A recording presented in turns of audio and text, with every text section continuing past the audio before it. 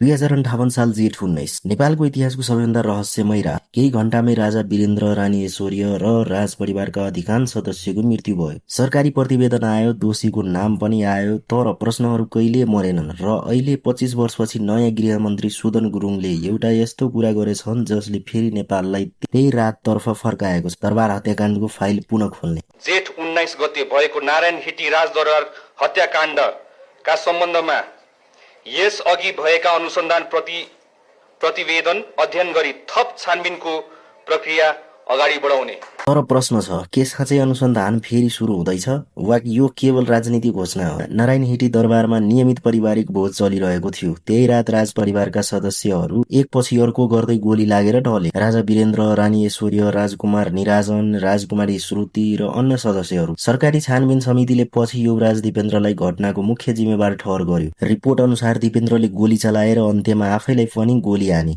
तर सुरुदेखि नै प्रश्न उठे, घटनास्थलमा स्वतन्त्र फोरेन्सिक अनुसन्धान किन भएन? सबै प्रमाण सार्वजनिक किन गरिएन? साक्षीहरूको बयान पूर्ण रूपमा किन सार्वजनिक भएन? यही प्रश्नहरूले 25 वर्षसम्म बहस जीवित राखे। अहिले चाहिँ गृहमन्त्रीको जिम्मेवारी सम्हालेपछि सुदन गुरुङले पुराना र विवादित अपराध फाइलहरूको समीक्षा गर्ने संकेत दिएका छन्। त्यस क्रममा दरबार हत्याकाण्डको विषय पनि उल्लेख गरिएको छ। नेपालका नागरिकले वर्षौंदेखि उठाइरहेका प्रश्नको जवाब खोज्ने प्रयास हुनुपर्छ। यदि अनुसन्धान अपुरो छ भने त्यसलाई पुनः हेर्न सकिन्छ। यदि नयाँ तथ्य छन् भने ती पनि अध्ययन गरिनुपर्छ।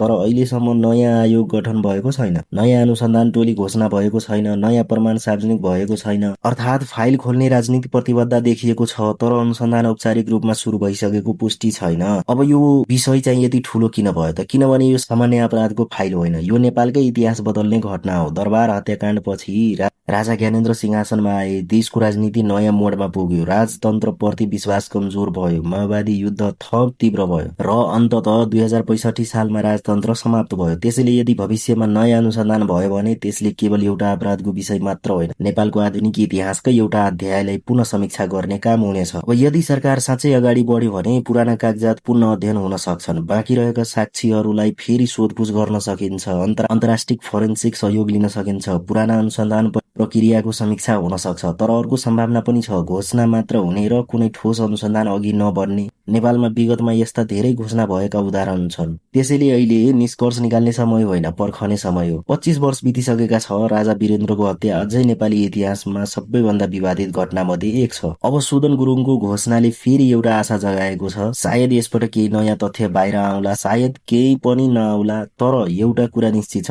दरबार हत्याकाण्डको प्रश्न आज पनि नेपाली जनताको मनमा मेटिएको छैन। तपाईलाई के लाग्छ, दरबार हत्याकाण्डको नयाँ छानबिन हुनुपर्छ कि पर्दैन?